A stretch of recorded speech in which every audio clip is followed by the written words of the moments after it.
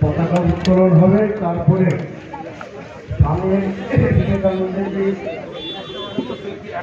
মাল্যদান করে আমরা মাঠে চলে যাব।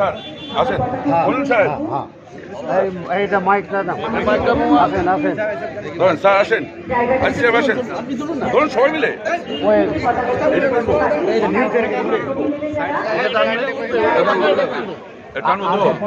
ধরেন ধরেন ধরেন ধরেন এবং তারপর আমরা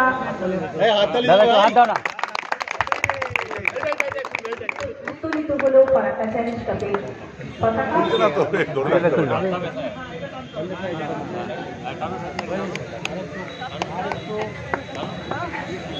করাটা চ্যালেঞ্জ কাপে আমরা সাফল্য কামনা করি।